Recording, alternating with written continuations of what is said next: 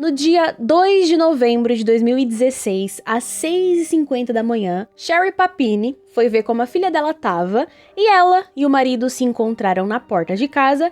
Ele deu um beijo nela e saiu para trabalhar. Quando ele voltou à tarde, ele percebeu que a casa estava completamente vazia. Ele foi em todos os cômodos, mas não tinha ninguém, só que o carro estava na garagem, então ele achou meio estranho. Ele foi no quintal e também não tinha ninguém. Inicialmente, ele não ficou preocupado, porque ele achava que não tinha motivo pra ficar preocupado. Mas ainda assim, era estranho. Ele abriu o aplicativo Buscar Meu iPhone e descobriu que ela e as crianças estavam perto da caixa de correio, que era bem longe da casa deles. Ele pegou o carro da esposa e foi até lá, só que quando ele chegou lá, não tinha ninguém. Ele ligou pra mãe dele e perguntou se ela tinha falado com a Sherry naquele dia, e a mãe disse que não. Depois, ele perguntou que horas ela ia buscar as crianças na escolinha, e a mãe dele disse que as crianças estavam com ela. Aí, ele percebeu que tinha alguma coisa muito estranha nessa história. Ele começou a andar pela área, era um lugar remoto, vazio, não tinham câmeras de segurança, não tinham casas por perto, então era muito fácil alguém desaparecer naquele lugar. Andando por lá, ele encontrou o celular dela caído, perto da estrada. Ele tirou uma foto do celular e ligou para a polícia. O Keith, que é o nome do marido, ele acreditava que ela tinha saído para correr de manhã e ela foi levada por alguém. Ele ligou para a família dela e explicou o que estava acontecendo, que a esposa tinha desaparecido, e claro que todo mundo ficou super preocupado e não demorou muito para os jornais começarem a falar sobre o caso. As pessoas na cidade começaram a espalhar cartazes, fizeram buscas pela região, principalmente perto de rios e matos. A família apareceu na TV para tentar chamar mais atenção pro caso, principalmente o marido. A polícia falou com familiares, amigos, foram em hotéis e motéis para ver se alguém tinha visto ela por lá, só que eles não encontraram nada. Até que a polícia recebeu uma ligação de uma mulher dizendo que tinha visto uma pessoa parecida com a Sherry em um posto de gasolina. A pessoa que ligou pra polícia disse que conversou com essa mulher que parecia a Sherry, perguntou se estava tudo bem e a mulher parecia meio evasiva. No final das contas, a polícia acreditava que aquela não era a Sherry. Os filhos do Keith sabiam que tinha algo muito estranho acontecendo porque a mãe deles simplesmente não voltava para casa. Os amigos e a família tentaram o máximo possível manter as crianças longe de tudo isso, só que chegou num ponto que não tinha mais como esconder, então ele teve que contar pro filho mais velho, de 4 anos, que a mãe dele tinha desaparecido. Sherry Papini e Keith Papini se conheceram na 7ª série, quando eles deram um beijinho. A Sherry escreveu cartas pro Keith e ele guardou essas cartas. Passaram-se alguns bons anos, eles perderam contato e só foram se reencontrar na vida adulta. Aí, quando eles se reencontraram, ele mostrou pra ela as cartas que ela tinha escrito e essa é a história de amor dos dois. Em 2009, eles se casaram. Os dois se mudaram pra casa onde o Kate cresceu. A pronúncia certa do nome dele é Keith, com TH, mas eu não vou ficar falando Keith o vídeo todo, então eu vou falar Kate, tá bom? Então os dois se mudaram pra casa em que o Kate cresceu, que ficava em Redding, na Califórnia. Juntos, eles tiveram 2 filhos, o Tyler, de 4 anos, e a Violet, de 2 anos. A Sherry era dona de casa e ela era chamada de supermãe, porque ela fazia tudo pelos filhos e ela parecia amar muito os filhos e o marido. Falando em marido, normalmente, quando a esposa desaparece, um dos primeiros a ser investigado é o marido. E com o Kate não foi diferente. O caso tinha pouquíssimas evidências e a principal delas foi encontrada pelo Kate, que foi o celular jogado na estrada. Pra polícia, parecia que alguém tinha colocado o celular ali, não que ele tinha caído. Pra irmã da Sherry, não tinha como o Kate ser o culpado, porque se a Sherry era uma super mãe, ele era um super pai, porque o cara era super dedicado à família, à esposa, aos filhos. Era visível o amor que ele tinha pela família dele. Ele teve que fazer o teste do polígrafo, também conhecido como detector de mentiras, e ele passou no teste. Ele também colaborava bastante com a polícia quando eles pediam alguma coisa pra ele. Ele acabou sendo liberado pela polícia, já não era mais um suspeito, só que agora eles não tinham nenhum suspeito e nenhuma pista. Também pensaram na possibilidade dela ter fugido, largou os filhos, o marido e foi embora, por algum motivo que ninguém sabia. Só que os amigos e a família não acreditavam nessa possibilidade, porque ela amava muito os filhos e o marido. Então, na cabeça deles, não tinha como ela simplesmente largar tudo e fugir a troco de nada. A família criou uma conta num site chamado GoFundMe com a intenção de arrecadar dinheiro. O dinheiro que eles recebessem seria usado para auxiliar a família da Sherry e ajudar nas buscas. Eles conseguiram $49 mil e a meta era $50 mil.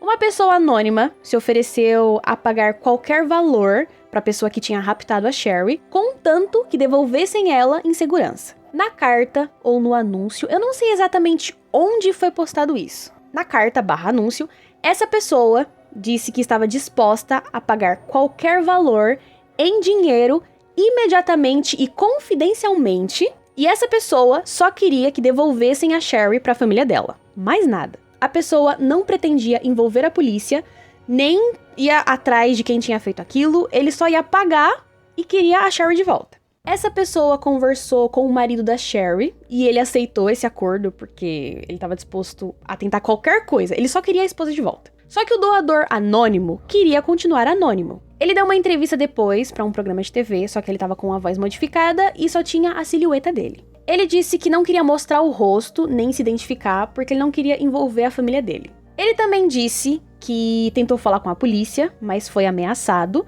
só que não tem como confirmar se realmente houve essa conversa entre ele e a polícia. Ele diz que sim, e a polícia não diz nada.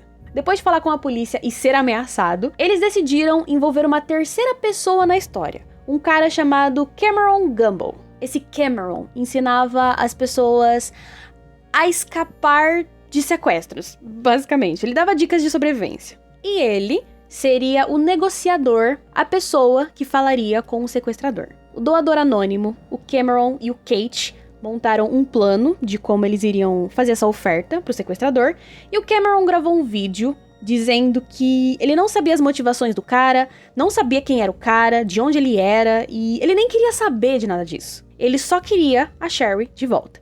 E ele ofereceu $50 mil, e essa seria uma forma do sequestrador fugir da cadeia, porque eles não falariam com a polícia, dariam dinheiro e acabou, fica por isso mesmo. Eles não tiveram respostas, então eles decidiram usar outra abordagem. O Cameron gravou um segundo vídeo dizendo que a oferta já não valia mais, que agora a cidade inteira ia atrás de quem tinha levado a Sherry. De novo, eles não tiveram nenhuma resposta. No dia 24 de novembro, dia de ação de graças lá nos Estados Unidos, e 22 dias desde o desaparecimento da Sherry, o Kate recebeu uma ligação. Quando ele pegou o celular, a pessoa já tinha desligado, e ele viu que o número era desconhecido. Poucos segundos depois, o telefone da casa dele começou a tocar. Quando ele atendeu, ele ouviu a esposa dele gritando o nome dele. Junto com a esposa, tinha um policial pedindo para ela se acalmar. De acordo com a Sherry, ela foi raptada por duas mulheres latinas. Elas pararam o carro, uma delas apontou a arma para Sherry e mandou ela entrar no carro. Elas dirigiram por 2 horas e meia, sem parar, e o tempo todo elas falavam em espanhol, por isso a Sherry não entendia nada. A Sherry disse que elas ficavam ouvindo músicas mariachi, que é um gênero musical popular no México, e na maioria das vezes a Sherry só comia tortilha e arroz. 22 dias depois, por algum motivo que a Sherry não entendeu, elas decidiram soltar a Sherry. Elas pararam em uma avenida movimentada, tiraram ela do carro e foram embora. A Sherry estava com um saco na cabeça, um dos braços dela estava preso por uma corrente, só que a outra mão estava livre. Com a mão livre, ela tirou o saco da cabeça e correu até uma casa, só que não encontrou ninguém. Ela correu em outra casa, só que de novo não encontrou ninguém, então ela decidiu correr para a estrada. Tem um vídeo de uma câmera de segurança que mostra ela correndo e procurando ajuda. Eu não sei se eu vou encontrar o vídeo, mas talvez eu encontre imagens. Ela ficou gritando para as pessoas pararem e ajudarem ela, só que os carros passavam reto. Ela pensou que talvez não estivessem parando para ela, porque ela parecia que tinha acabado de fugir da cadeia. Ela estava toda machucada,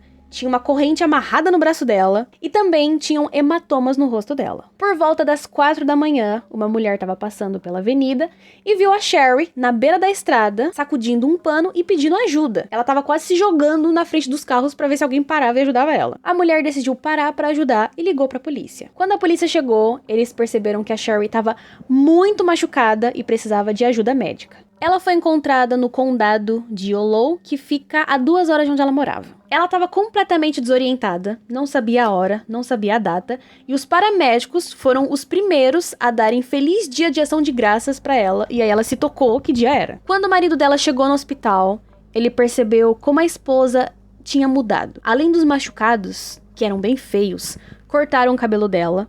Antes ela tinha um cabelo longo e liso, e aí cortaram bem ralinho. Ela também tinha perdido muito peso e ela parecia extremamente assustada. Quando a cidade descobriu que ela tinha voltado e estava viva, foi um alívio. Tava todo mundo procurando por ela, tava todo mundo preocupado.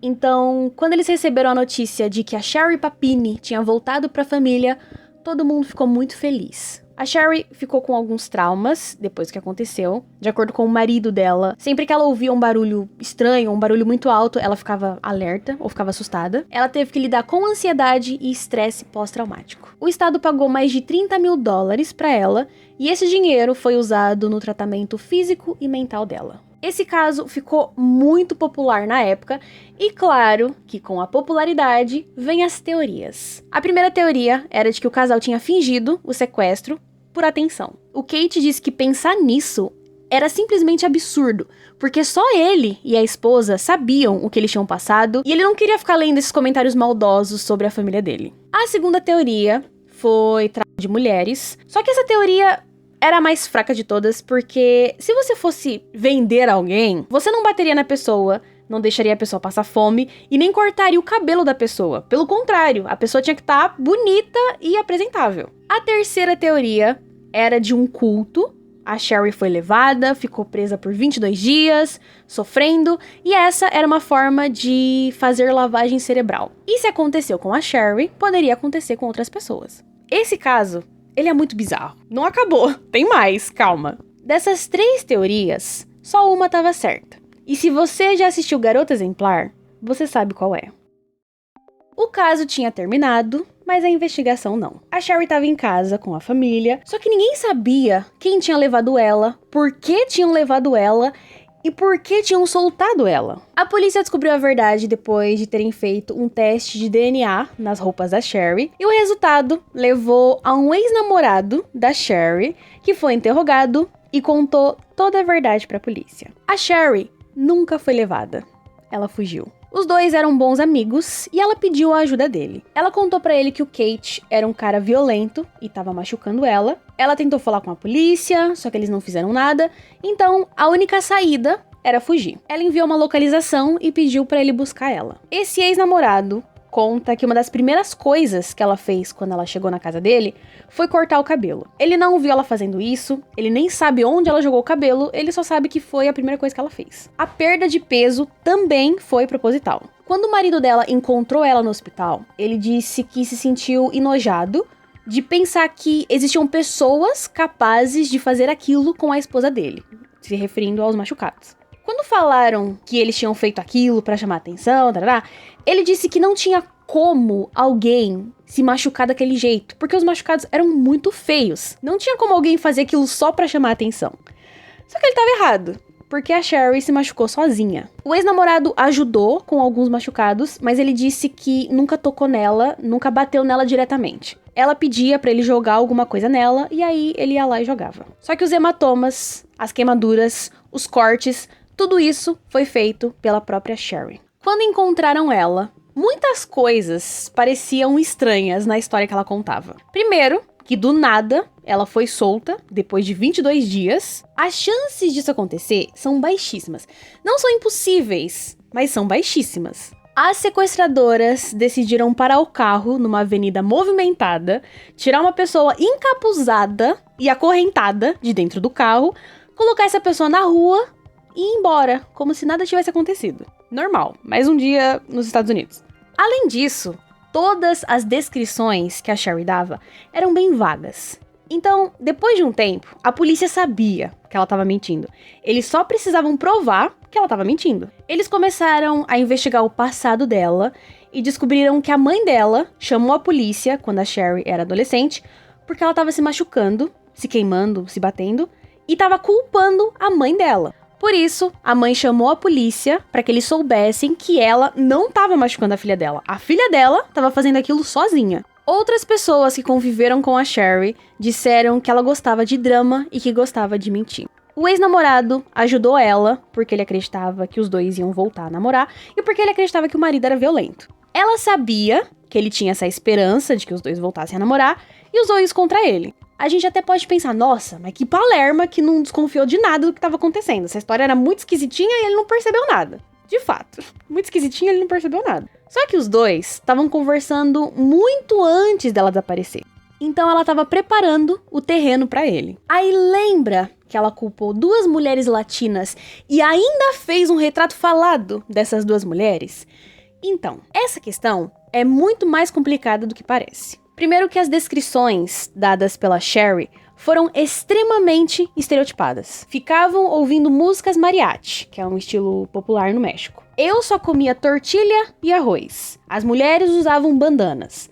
A aparência das mulheres era estereotipada e o jeito das mulheres era estereotipado. Além disso, de um lado temos uma mulher branca desaparecida e do outro lado temos 2 mulheres latinas como as supostas sequestradoras. E o país é os Estados Unidos. Em 2016, época de eleição e época do velho cor de Cheetos. Então, é claro, não tenha dúvidas de que isso deu um problemão. As pessoas usaram o caso da Sherry para atacar a comunidade latina. E enquanto ela fingia estar desaparecida, outras pessoas na comunidade realmente desapareciam, só que toda a atenção da mídia estava voltado pro caso da Sherry. Foi encontrado um post de 2003 em um site de supremacista branco, que não tá mais ativo, e a autora desse post era Sherry Griff. Griff é o nome do meio da Sherry. Nesse post, a Sherry Griff fala que no ensino médio costumava brigar com pessoas latinas e ela também diz ter orgulho de ser branca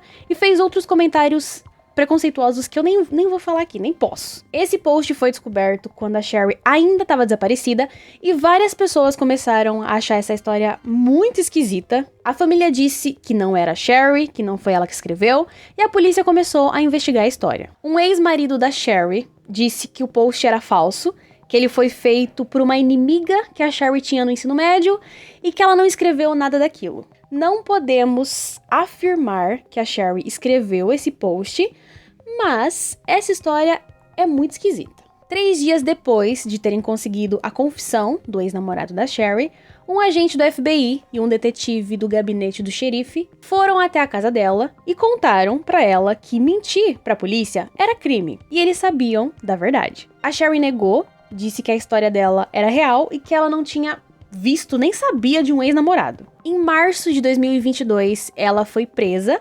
acusada de ter feito falsas declarações a um agente federal, mentiu pra polícia e fraude postal. Mentiu pra outras pessoas. Ela pagou uma fiança de $120 mil e foi solta. Em abril de 2022, aconteceu uma audiência onde a Sherry seria ouvida, só que ela não deu nenhuma explicação do porquê de tudo aquilo. Ela só respondia sim e não quando o juiz falava com ela. O juiz perguntou se ela foi sequestrada, ela respondeu que não.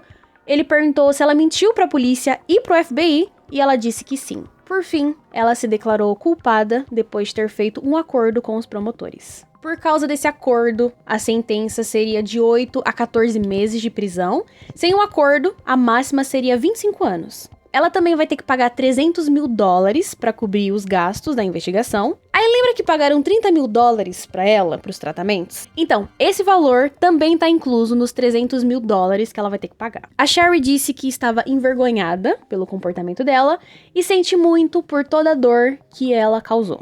A sentença dela tá para sair em julho de 2022. O marido pediu divórcio. Nos documentos do divórcio, ele diz que quer proteger os filhos do trauma que a mãe causou. Para a família foi muito difícil acreditar que toda aquela história era mentira, porque eles fizeram cartazes, contrataram um investigador particular, ofereceram dinheiro, apareceram na TV, os filhos ficaram 22 dias longe da mãe, o marido dela chorou na TV mais de uma vez. E eu sinceramente fiquei com dó dele, porque vendo os vídeos, você percebe que o cara amava a esposa e que aquela história era muito difícil pra ele. Quando eu assisti as entrevistas dele, eu já sabia que ela tinha mentido sobre tudo, sobre o sequestro e tal.